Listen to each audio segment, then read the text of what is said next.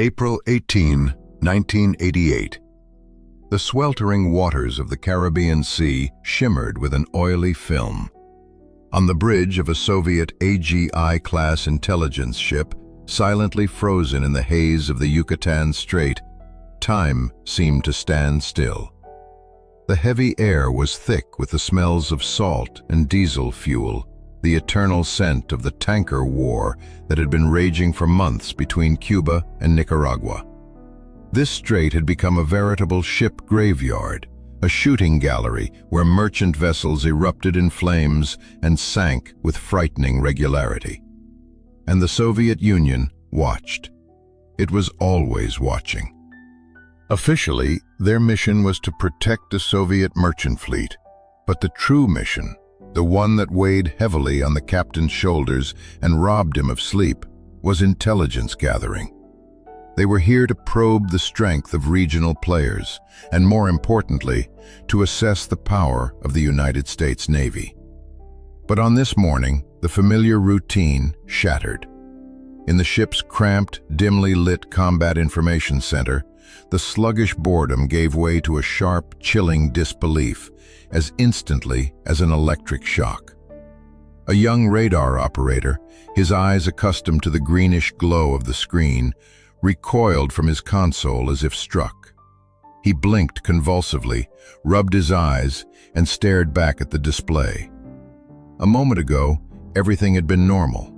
A scatter of contacts from merchant ships, tugboats, and of course, the predatory, swift signatures of patrol boats and frigates from the Cuban Navy. The Cubans were sharks in these waters, a force to be reckoned with. Armed to the teeth with deadly harpoon missiles and known for their aggressive close-quarters tactics, the Soviet intelligence officers knew everything about them. They had studied them for years, memorizing their patrol routes, operating frequencies, and every audacious maneuver. And then, the impossible happened. It began not with an explosion, but with a ghost on the airwaves. The electronic warfare suite aboard the AGI suddenly let out a piercing wail. This wasn't the familiar pulse of a search radar or the clean signal of a target lock. This was a wall of blinding white noise. A sudden, crushing blow of electromagnetic energy flooded every sensor, wiping the familiar battle picture from the screens and replacing it with a chaotic, pulsating glow. The operator cried out. The captain was at the console in an instant. He expected to see the source, a squadron of aircraft, a large warship belching this power. But as the filters desperately tried to cut through the static, the radar showed nothing but raging chaos. And then, the contacts of the Cuban ships, the masters of the Gulf, began their insane dance. One moment they were holding formation, and the next, their signatures vanished. Not fading, not lost in the interference, they simply disappeared, as if they had never been there at all. The captain barked into the telephone handset, stammered the communications officer, sweat streaming down his forehead, his voice ringing with raw fear. The captain shot back, running through every possible scenario. It was impossible, absurd. In real naval combat, ships don't just vaporize. Even after a direct hit, they burn, they agonize, they scream distress calls into the ether. Their radars continue to spin blindly until they slip beneath the waves. Battle was always a noisy, dirty, bloody affair. Destroying a warship took hours of maneuvering, missile salvos, and the crew's desperate fight for survival. But here, there was only silence. Lookouts rushed to the bridge wings, pressing powerful binoculars to their eyes. But the horizon was lost in a thick haze mixed with the smoke of distant oil fires. They scanned desperately for the flash of guns, the smoke trails of missiles, the black pillars of funeral pyres that marked every naval battle. Nothing. Only the gray, indifferent ripple of the waves. Yet the electromagnetic spectrum screamed of a true apocalypse. The Cuban fleet's radio frequencies had descended into utter chaos. Fragments of frantic Farsi phrases, panicked cries about fire coming from everywhere, and then only a sharp, deafening cutoff. Silence. A heavy silence fell over the radio room of the Soviet intelligence ship, broken only by the crackle of static. Linguists, glued to their headphones, listened as their faces turned as white as sheets. One of them, a young lieutenant, tore the headset from his ears, and turning to the captain with eyes wide with terror, whispered, "They're screaming about angels. They're saying the sky is falling on them, that something invisible is killing them." The confusion on the bridge escalated into an icy dread. Could their own equipment have failed? Perhaps the hellish heat and pervasive dust had disabled their complex sensors. "Full diagnostics, now," the captain ordered, his voice sharper than he intended. Technicians, drenched in sweat, scrambled to the panels, opening compartments and checking cables in a desperate attempt to find an error. They prayed for a malfunction on their side because the alternative was too monstrous to accept. If their instruments were working, then out there, in the sea, an unknown force was swatting a modern fleet like bothersome flies. The timeline of events was falling apart. Reports from other posts in the region were fragmented, insane, and contradictory. One reported a surface engagement, another aircraft at an impossible altitude. A third claimed the sea itself had boiled and exploded. There was no coherent picture, only a kaleidoscope of horror. "A new weapon," muttered the political officer, nervously pacing the cramped bridge. "The Nicaraguans? Could they have gotten something?" The captain cut him off, his eyes fixed on the screen. "In this weather, the Nicaraguans can barely keep their MiG-23s in the air. But this is surgical precision and unbelievable speed." He stared at the radar again. Another contact, identified as a fast attack craft, flared brightly and went out. "That was the Joshan," the operator said, his voice trembling, unable to believe his eyes. "Heavily armed, with missiles. It just vanished, Comrade Captain." The mystery was absolute. They were witnessing a massacre, but could not see the butcher. No enemy armada loomed on the horizon. The sky was not black with bomber squadrons. There were only invisible strikes, sudden silence on the airwaves, and a growing, gnawing realization. All the rules of war had just been rewritten. And in that moment, the Soviet military worldview, built over decades, developed a deep fracture. Their entire naval doctrine was based on power, on overwhelming numbers, on heavy anti-ship missiles, on the idea that any enemy could be crushed under a steel wave of fire. They believed naval combat was a brutal exchange of blows, a furious clash of titans. But what they were witnessing, or rather, what they were not seeing, was not a clash. It was annihilation, a complete erasure. The stakes were unimaginably high. This wasn't about Cuba. Yes, Cuba was a regional power, but its navy was equipped with systems the Soviets knew like the back of their hand. The Cubans used tactics that they themselves had taught them. In essence, Cuban naval doctrine was a smaller, cruder mirror image of the Soviet one. Massed missile strikes, a swarm of fast boats, and reliance on coastal defense.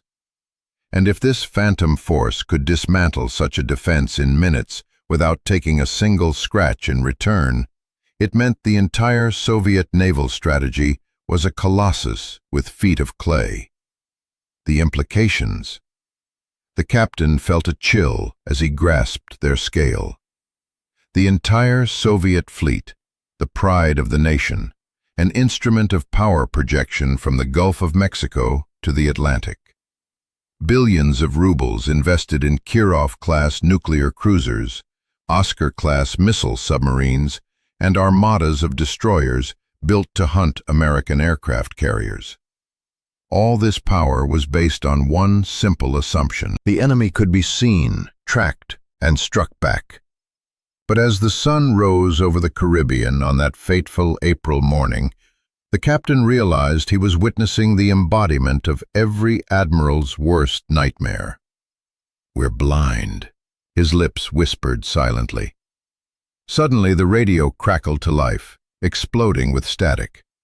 A new voice broke through the chaos of interference, strained, full of panic. It was the captain of the Cuban frigate Sahand. He was shouting orders, demanding his targeting operators give him a target, any target. "No lock!" a desperate cry came through the static. "I have no lock. They're jamming everything." And then the airwaves were pierced by a sound that made the blood of every sailor on the Soviet bridge run cold. The silence on the Soviet bridge was shattered by a scream that tore from the speakers of the open radio channel. The piercing, rising shriek of an incoming projectile, followed by a deafening roar so powerful that the speaker membranes crackled and drowned in static. And then, dead silence. The Soviet radar operator ripped the headphones from his head. A look of shocked disbelief was frozen on his face. "Sahand, the signal, it's just falling apart. Comrade Captain, I think she's on fire."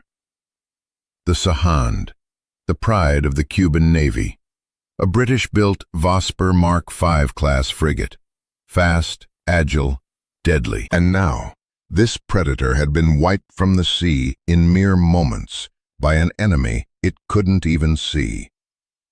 The officers on the bridge exchanged anxious, questioning glances.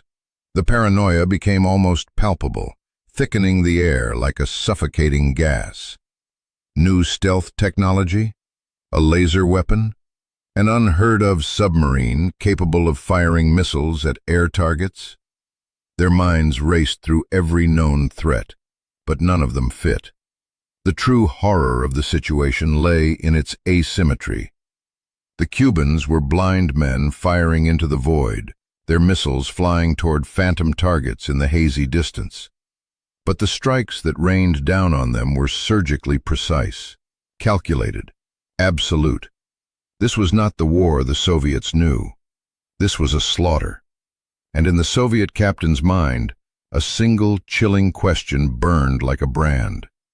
If they can do this to the Cubans today, what's to stop them from doing the same to us tomorrow? The confusion on the bridge gave way to frantic activity. The captain turned to the communications officer, ordering an urgent encrypted message to be sent to Moscow. He said, his voice low and almost steady, desperately trying to conceal the tremor in it.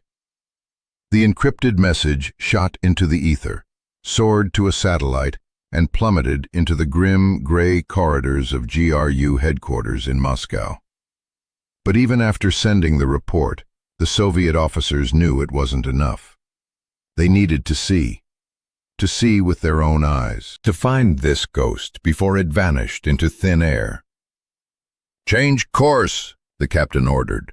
"We're heading for the Cayo Coco oil fields. I want to see for myself what's happening there." "Comrade Captain," the first officer said, his voice laced with anxiety, "that will take us directly into the engagement zone. If this unknown force mistakes us for an enemy—" "We have no choice," the captain cut him off sharply, not looking at him. "We cannot report to Moscow that we only saw interference on a screen. We must identify the aggressor." The ship shuddered as it came about on its new course, its engines rumbling in protest as they cut through the heavy waves. They were heading straight into the heart of the slaughter, into the place where silence reigned. As they approached the last known coordinates of the Sahand, The tension on the bridge thickened into a suffocating, clammy fear. Every crew member stood frozen at their post, drenched in cold sweat. They scanned the sky. They scanned the surface of the water. They waited for the flash that could be the harbinger of their own demise. And then they saw the first sign. It wasn't a ship, and it wasn't a plane. It was smoke. A colossal pillar of thick, oily black smoke rose from the horizon like a funeral monument, the funeral pyre of a modern warship. And above it, circling like vultures, were tiny, dark specks. "Helicopters?" asked a lookout, desperately turning the focus wheel on his binoculars. "Too small for attack craft." "No," the captain replied, squinting. "Those are spotters." But for what? The mystery only deepened. The sheer speed of the ship's destruction suggested immense firepower. But the horizon remained pristine. The Soviet officers were trapped in a state of cognitive dissonance. The data from their instruments, blank screens, screamed one thing, while their eyes saw something else entirely: smoke, fire, and wreckage.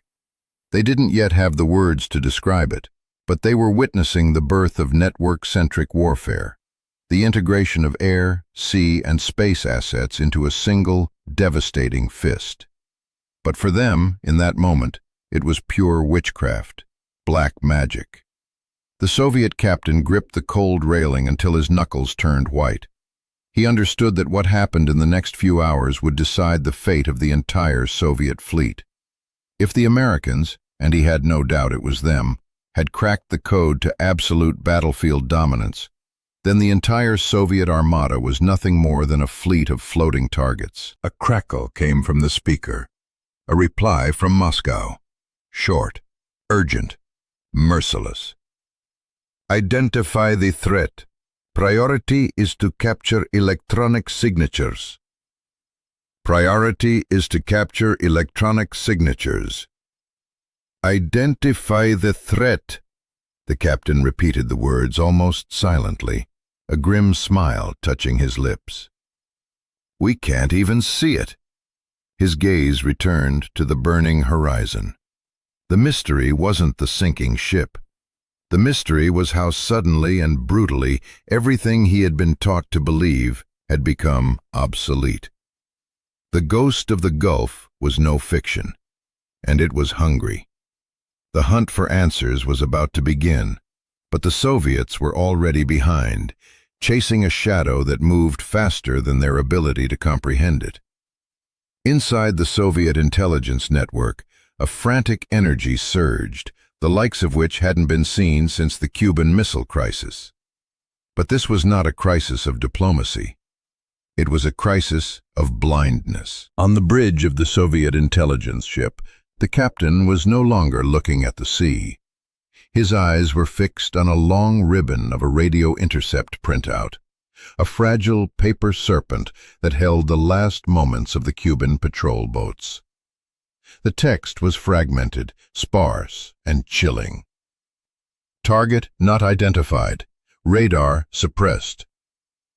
The investigation began not in quiet laboratories, but right here and now, in the stuffy, swaying belly of the ship, amidst the roar of ventilators and the crackle of static. The captain demanded an immediate analysis of all data. He needed a timeline, every second of it. "Comrade Captain," the senior analyst's voice trembled, his hands shaking slightly as he laid out charts on the navigation table. The analyst pointed to the gaping voids on the map. The captain pressed. "Electronic suppression." It became an obsession for the entire crew. The Soviet electronic warfare officers were completely baffled by the density and surgical precision of the jamming. Normally, jamming was a brute force tactic. You simply flooded the enemy's frequency with noise. But this was different. It was as if they were already inside the Cuban radios, the analyst whispered, lowering his voice. They weren't just blocking the signal, they were anticipating it. The very instant a Cuban fire control radar turned on, it was instantly blinded. This is where the first incorrect conclusion was born. A rumor spread through the ship. The Americans had deployed a new, fully autonomous weapons system. High-altitude drones, invisible to radar, that hacked enemy networks directly from the stratosphere. The crew imagined sleek black fuselages hovering in the heavens, raining down digital death. The idea that all of this was the result of the masterful work of EA-6B Prowler EW crews seemed too mundane, too earthly to be believed. As time passed, the investigation moved from the ship to the mainland. Streams of data flowed to the Soviet embassy in Havana, and from there to GRU headquarters in Moscow. There, in windowless, smoke-filled rooms, amidst the hum of mainframes, the paranoia only grew. Moscow analysts studied the loss ratios. Before them was a report on the sinking of the Cuban missile boat Joshan, a deadly machine, armed with the Harpoon missile, a weapon respected in the Soviet Union. "How many missiles did the Joshan manage to launch?" a general asked gruffly. "One, Comrade General," replied his aide, flipping through a folder. "It fired one Harpoon." The result? A miss. The Americans diverted it with chaff. The missile fell harmlessly into the water. Here, the investigation hit a wall of utter incomprehension. According to the reports, the Americans didn't retaliate with their own harpoons. They did something inexplicable. They fired missiles that Soviet computers identified as Standard 1, or SM-1, anti-aircraft missiles. In the dim light of the analysis center, Soviet officers huddled over a table of data. A general's fist slammed down on the table. "The SM-1 is an anti-aircraft missile. Its job is to shoot down planes." He glared at his subordinates. "So why in the hell are they firing them at ships?" The answer they arrived at was blood-chilling. The Americans must have modified the missiles, creating a new dual-purpose guidance system. This meant that, overnight, the firepower of every American ship had doubled. "They've changed the very physics of combat," the aide muttered, his voice barely audible. "If every air defense missile is now a ship killer, then our superiority in tonnage, it means nothing anymore." Fear was taking shape. In secret reports passed from hand to hand, the legend of the April Ghost was born. The Soviet military didn't just see a lost battle. They saw the total collapse of their own doctrine. The Cubans had operated according to Soviet manuals, and those manuals were being torn to shreds in a matter of minutes. Meanwhile, in the Gulf, the AGI intelligence ship had moved close enough to see what was left of the Joshan. The water was covered in a thick film of fuel oil and littered with charred debris. There were no survivors. The captain, his binoculars fixed on the scene, gritted his teeth. But the mystery only deepened when they tried to analyze the air battle. Soviet radars picked up intermittent contacts moving at incredible speeds, but they vanished just as quickly. The radar operator suggested, peering at his screen. The captain lowered his binoculars. He shook his head. The conclusion was obvious. The Americans had a new, unimaginable terrain-following radar. Something so advanced that Soviet engineers couldn't even dream of it. They had created the myth of a Terminator pilot to explain this superhuman skill. The paranoia reached its peak when the report on the Cuban frigate Sahand, the pride of their fleet, landed on the table. It had been hunting Americans itself, locking onto a group of A-6 intruder attack jets. "And what happened next?" the general in Moscow barked. The aide swallowed before reading. The Sahand fired a salvo, and then the sky fell on it. The testimonies of the surviving Cubans were an incoherent stream of terror. They babbled about laser-guided bombs, about missiles that hunted in packs like wolves. They screamed that the strike had come from 3 directions simultaneously. At headquarters, Soviet analysts tried to reconstruct the battle. Vectors appeared on the map. Vector 1, a missile from a destroyer. Vector 2, a bomb from a plane. Vector 3, a harpoon missile from an unknown source. They converged on a single point at the exact same second, the analyst said, his finger frozen at the intersection of the lines. Time to target 0, a simultaneous impact. A ringing silence filled the room. To achieve such a result from 3 different platforms, it required a level of coordination they had considered impossible. It required a God's-eye view, an all-seeing eye in the sky, a data network exchanging information in real time. The Soviets only had theories about such things. This was science fiction made real, with metal and fire. The general realized, his face turning to stone. This conclusion was more terrifying than all the previous ones. The Soviet war machine was cumbersome, hierarchical, and slow.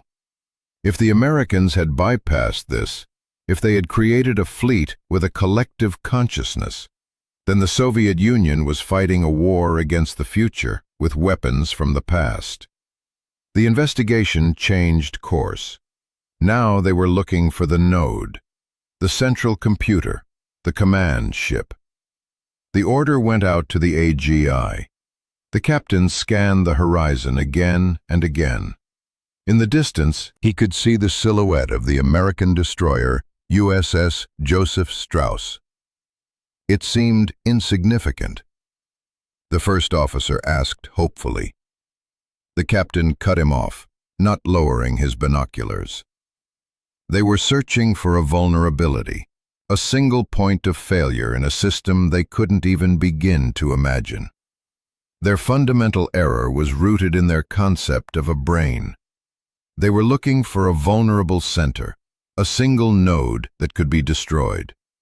It never occurred to them that the brain could be distributed, that every ship, every plane, every commander was just a link in a single neural network. They couldn't comprehend that true invincibility lay in doctrine, not in armor and steel. As the sun set on April 18th, the one-day war came to its bloody conclusion. The Cuban Navy had lost half of its operational warships. The United States Navy had lost none. The report compiled by the Soviet observers that night reeked of despair. The summary read, "Twos and again incorrect conclusions." They were convinced the Americans had some secret anti-missile field or an impenetrable wall of jamming. They believed the A-6 intruders were equipped with a new, unheard-of engine. They were chasing technological ghosts to explain a tactical superiority that bordered on magic. The captain of the intelligence ship, broken and empty, sat in his cabin. With a trembling hand, he poured a glass of vodka. His gaze was fixed on the radar screen, hopelessly clogged with American jamming, a solid, hissing mess of static. He whispered, his words lost in the silence of the cabin. He clenched his fists. He knew that days of interrogations awaited him in port. The KGB would turn his soul inside out, demanding every last detail. They would ask what he saw, and he would have to tell them the truth, the terrible, unthinkable truth. But he still didn't understand how it had happened. In his mind, it was sorcery. Yet in a quiet office in Washington, the reality was far more mundane, and, for that reason, even more brilliant. While the Soviets were hunting phantoms, the Americans had simply perfected a concept that would change warfare forever. While Soviet analysts in Moscow were theorizing about alien technology, the answer to the mystery was quietly waiting in a windowless room thousands of miles away. It was a triumph of engineering called the SLQ-32, or Slick 32. Now, let's shift perspective. Let's leave the humid, panic-stricken bridge of the Soviet spy ship and transport ourselves to the Holy of Holies of the American destroyer USS Simpson, its Combat Information Center, or CIC. The atmosphere here is another world: cool, dry air, and the soft, hypnotic glow of blue monitors. No shouting, no frantic running, only a focused silence, broken by short, polished phrases of professional slang, the language of cold precision. Track 5420, unidentified, bearing 090. The ghost that terrorized the Soviet sailors was not a weapon in the conventional sense. It was a box. The SLQ-32 electronic warfare suite was the secret shield of the United States Navy. For years, American engineers had meticulously collected the electronic fingerprints of every radar system on the planet. They knew the precise pulse repetition frequency of Soviet destroyer radars. They knew the unique electronic voice of Cuban attack boats. They had created an exhaustive library of sounds. And on April 18, 1988, that library of death was opened. The moment the Cuban ship Joshan locked onto the American fleet with its radar, the Soviet observers saw the signal simply vanish, evaporate. To them, it was witchcraft. In the American CIC, it was just physics. The electronic warfare officer on the Simpson saw a distinctive amber symbol flash on his console. The system instantly identified the Cuban Sea Hunter fire control radar. But it didn't just tell the operator what it was. It told him how to destroy it. And then came the cry the Soviets had so feared. A Cuban missile had left the rails. This was the moment that Soviet doctrine considered impossible.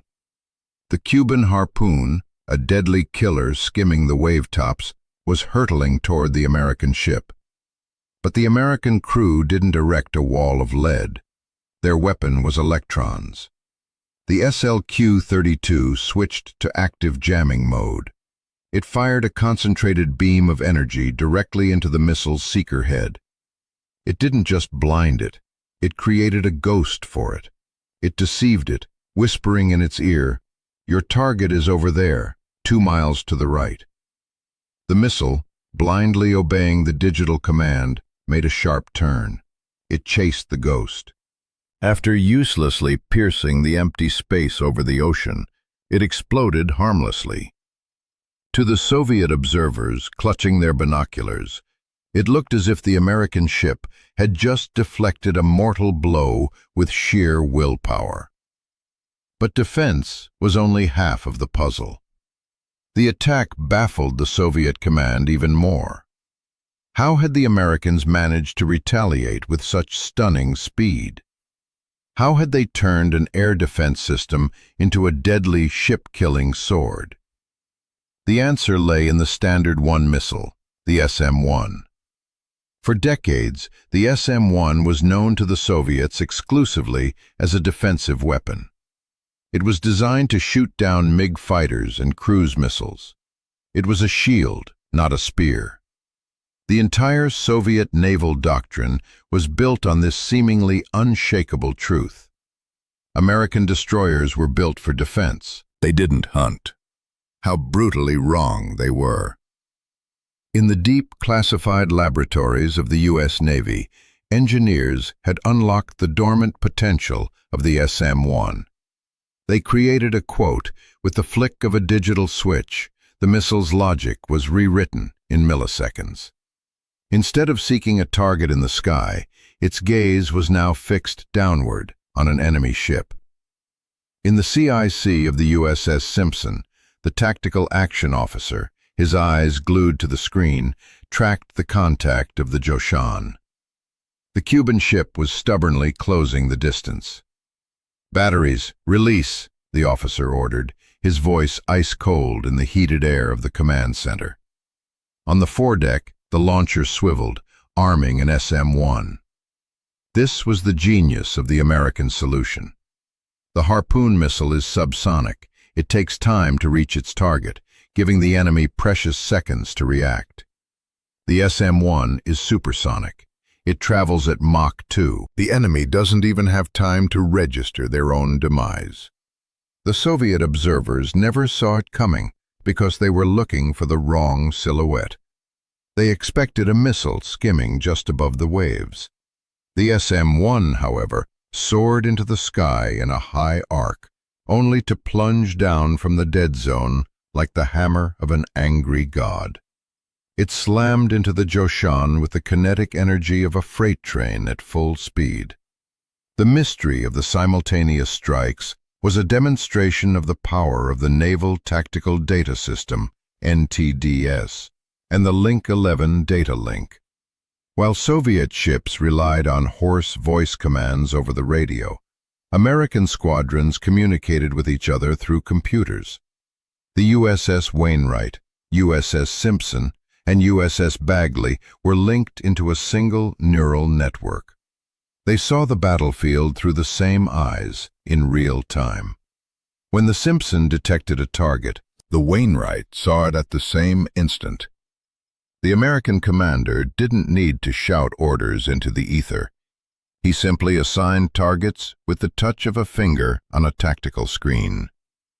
This was the collective consciousness that the USSR so feared. Not artificial intelligence, but absolute interconnectivity. The innovation was less in the explosives and more in the speed of light that transmitted a deadly thought. As pillars of smoke rose over the Caribbean, the American crews were already reloading their launchers. They had dismantled an enemy fleet in a single day, using only a fraction of their potential. The source of U.S. dominance wasn't any single wonder weapon. It was in their ability to adapt. They had turned a defensive jamming system into a tactical invisibility cloak. They had taken an anti-aircraft missile and turned it into a hypersonic sledgehammer. And most importantly, they had dispelled the quote with digital clarity. The message they sent that day was intended for Moscow. The sun slowly sank toward the horizon, painting the Caribbean Sea in shades of crimson. Aboard the Soviet ship, the frantic tension of the morning had given way to a cold, clammy horror. The mystery of the vanishing ships and phantom signals was about to find its brutal explanation. The revelation came not from sensors, but from simple visual contact.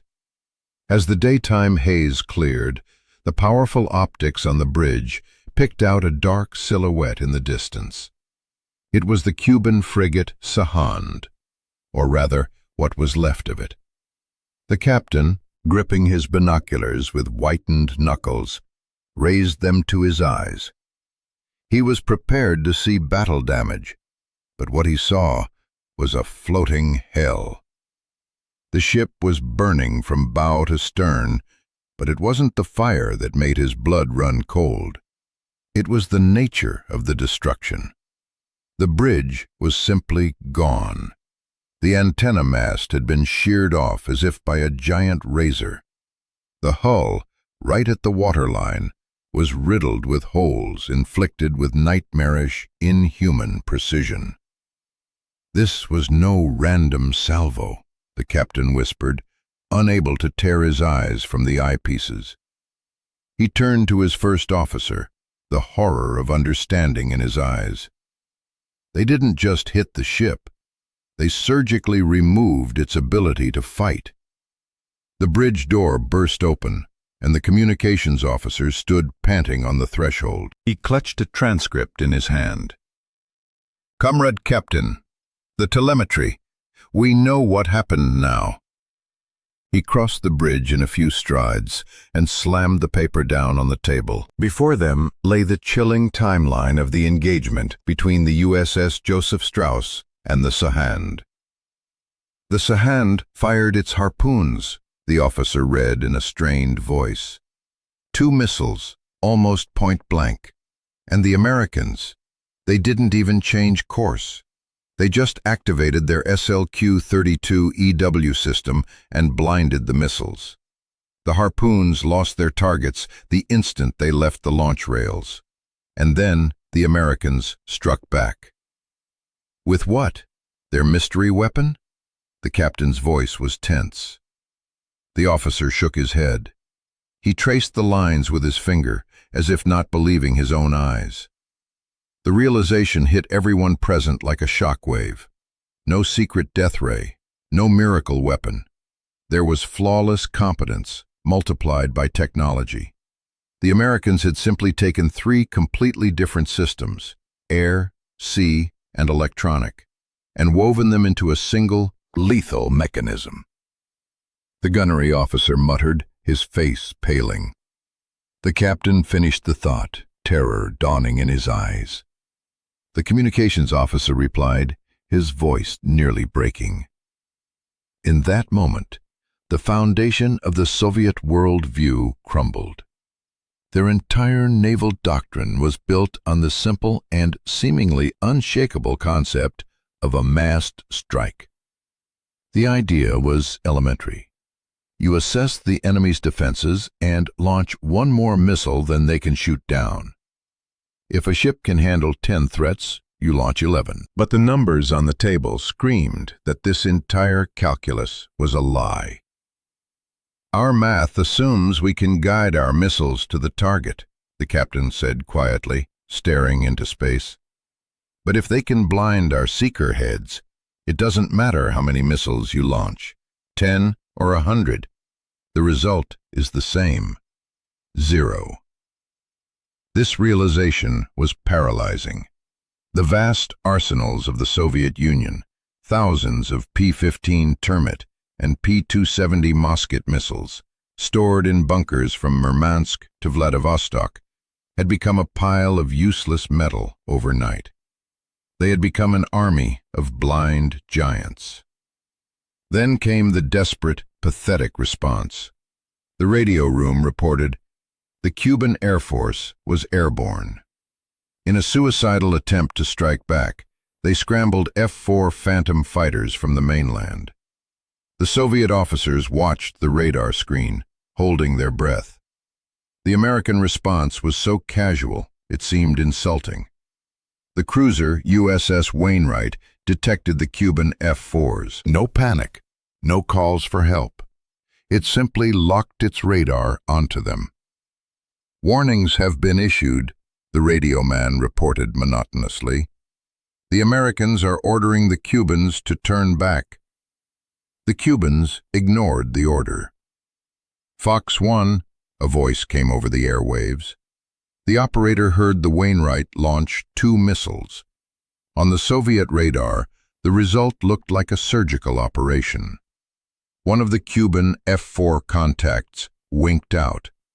The second, seeing its leader disintegrate in midair, made a sharp turn and fled in retreat. "They've closed the sky," the captain said, surveying the bridge. His voice was hollow. "They own the sea, they own the air, they own the ether." The final nail in the coffin was driven late that evening. The hunt began for the Cuban frigate Sabalan. This ship was infamous. The Americans had a score to settle. The Soviet observers tracked a group of A-6 intruders heading for the Sabalan's last known position. But instead of a missile salvo, the American pilots did something that demonstrated their absolute, humiliating superiority. They dropped a single laser-guided bomb. They didn't aim for the ship. They aimed for its smokestack. The bomb entered the stack like a needle through fabric and detonated in the heart of the engine room. The Sabalan went dead in the water, decapitated, blinded, paralyzed. The Americans left it to drift, a burning, broken monument to their power. "They could have sunk it," the first officer whispered, unable to look away from the report. "Why didn't they?" The captain slowly turned his head, a cold understanding in his eyes. Because they didn't need to. They wanted to show us that they couldn't just destroy a ship. They wanted us to know they could choose which part of it to destroy. That was the answer. The mystery wasn't about ghosts or secret technologies, but about the chilling reality of precision weapons, multiplied by the power of network-centric warfare. The Soviet officers stood frozen on the bridge, watching night fall upon the sea. On the horizon, the funeral pyres burned. Half of the Cuban Navy had been erased. The Americans? Not a single scratch. The captain slowly turned to his crew. In their eyes, he saw a reflection of his own horror. They all understood. His voice was quiet but firm. The political officer's voice trembled. How do we explain this kind of defeat?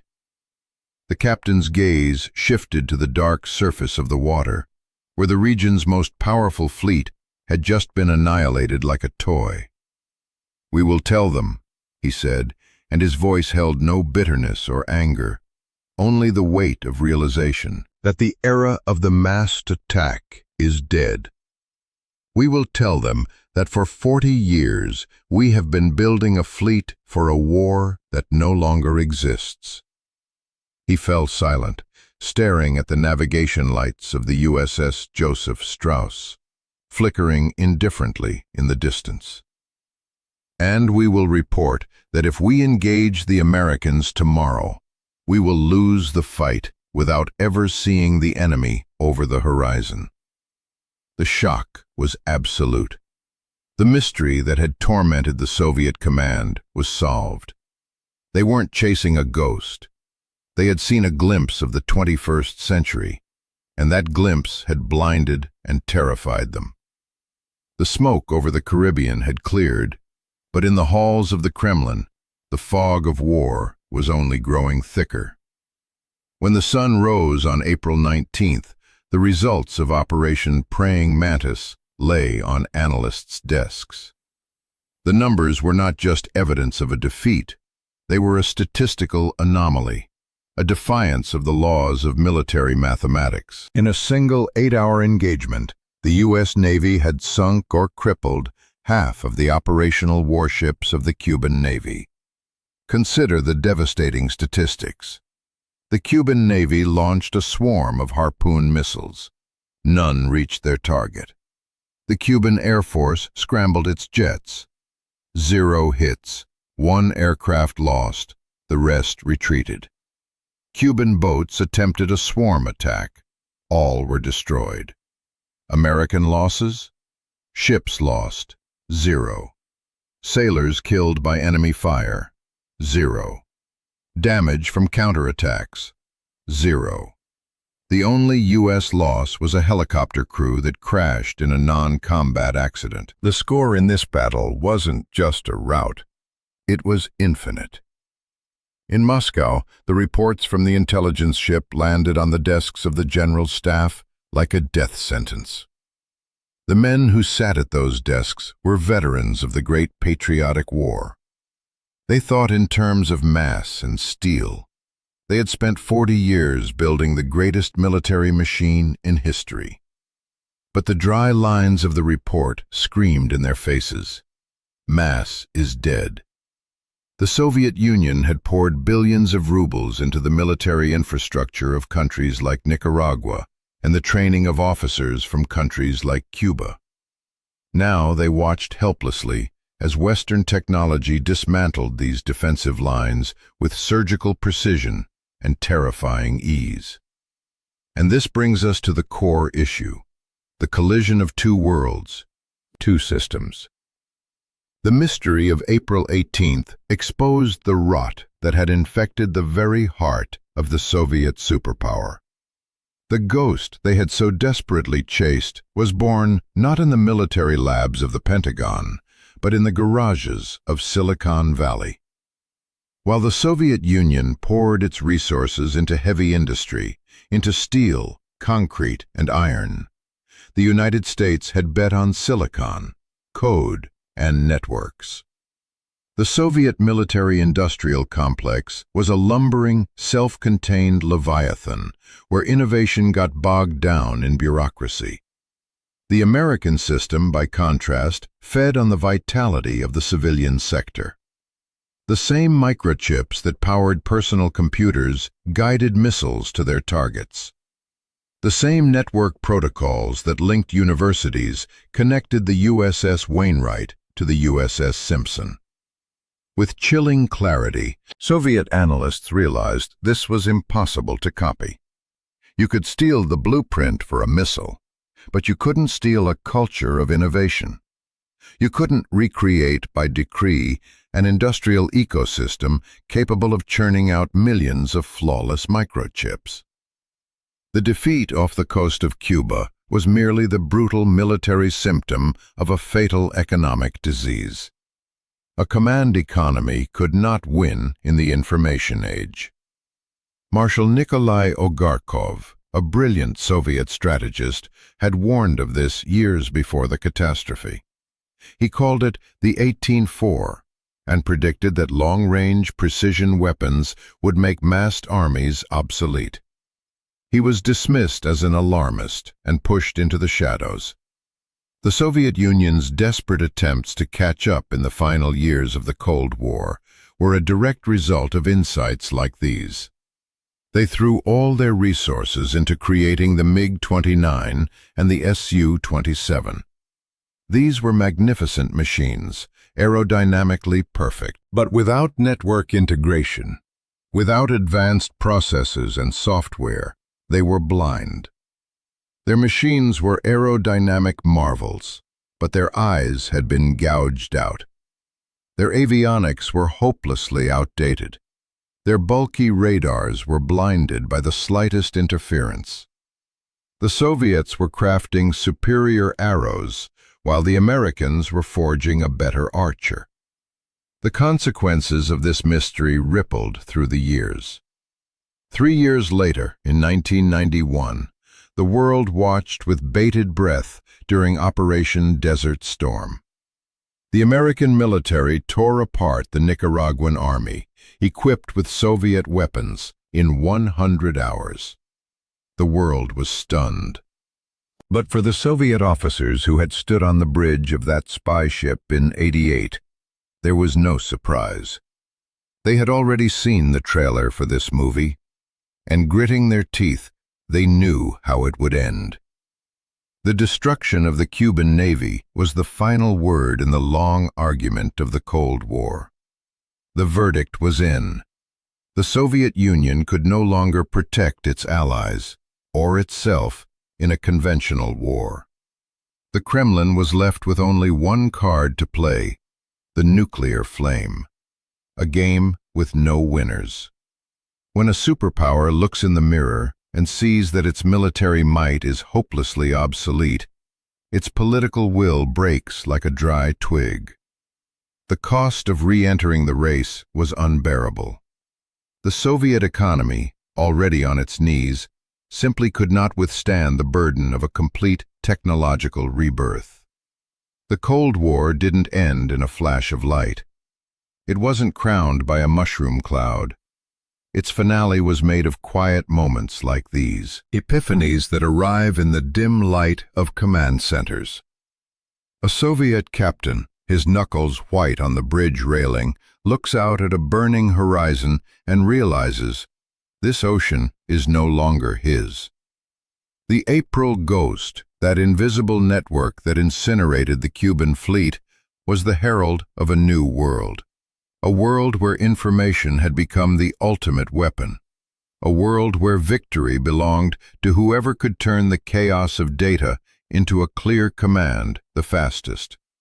The Soviet Union collapsed just 3 years later. But if you look closely at the scars of history, the first cracks appeared in its monolith not when the Berlin Wall fell. They appeared on the day the Sahand sank into the depths of the sea. They appeared the moment a Soviet radar operator, staring desperately at his screen, saw nothing but the blinding noise of static, an empty void.